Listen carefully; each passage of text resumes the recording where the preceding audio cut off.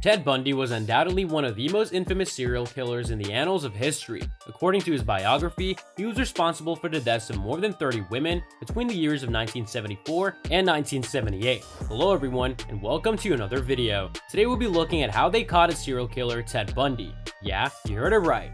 After confessing to his crimes, a 42-year-old man known as the Woman Killer was found guilty in Florida and sentenced to capital punishment, also known as the death penalty, in the year 1989.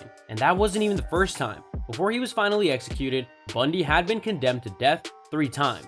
Tim Swarens, a reporter who was present throughout the execution and relayed his observations to the Daily Beast, stated that when the time came, Bundy was electrocuted and died in less than 2 minutes while sitting in the electric chair. The notorious electric chair would be the final item that Ted Bundy would ever touch in his life, but it wouldn't be the last thing the people around the world would hear from him. Netflix released its docuseries Conversations with a Killer, the Ted Bundy tapes, on the 30th anniversary of Ted Bundy's death. At the same time, the streaming service also dropped Extremely Wicked, Shockingly Evil, and Vile, which focuses on Bundy's life and crimes, as told by his girlfriend's perspective. The movie, which stars Zac Efron as Ted Bundy and Lily Collins as his lover, Liz Kendall, presents a dramatized perspective on the real-life events and generated a posthumous pop cultural craze. Lily Collins played Liz Kendall, while Zac Efron plays Ted Bundy.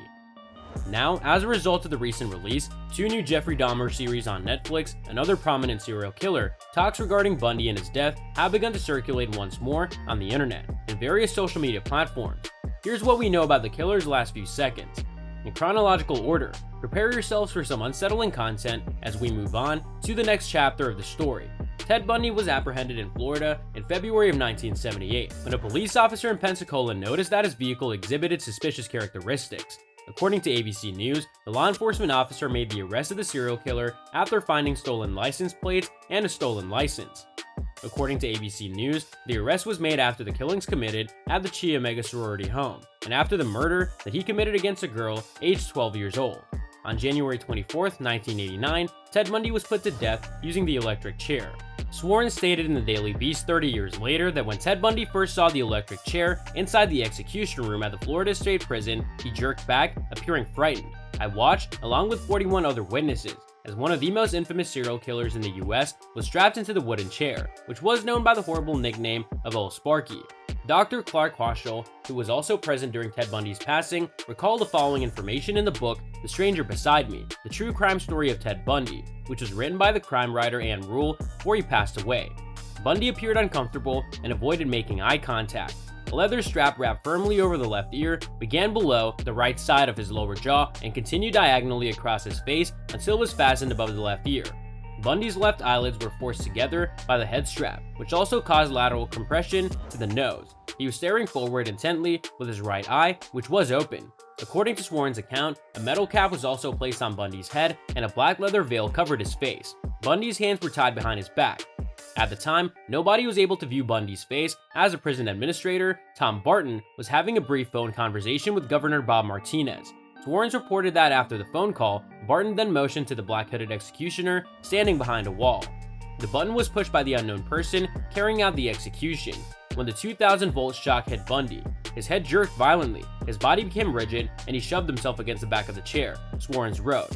After slightly more than a minute, the person carrying out the execution shut off the electric current. The body slumped over on the leather straps, was all that was found of Ted Bundy after his execution. According to the Los Angeles Times, a paramedic checked for a heartbeat at 7:16 in the morning before declaring him dead. When the electric chair was being prepared for Bundy, according to Swarens, he peered through a plexiglass window at the witnesses who faced him and said, "It's all right." Bundy was then put to death. The question of whether or not Bundy had any parting remarks was put to him at 7:05 in the morning. He turned to his attorney Jim Coleman and Fred Lawrence, a Methodist preacher, and said, "Jim and Fred, I'd like you to express my love to my family and friends." Following Ted Bundy's execution, his brain was removed from his body and sent to a research facility for analysis. According to All That's Interesting, the researchers had high hopes that they would discover an abnormality that would explain the man's aggressive conduct, but nothing of the like was found.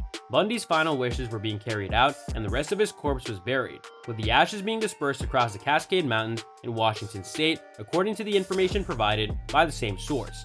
He dumped the bodies of at least 4 of his victims in the same spot.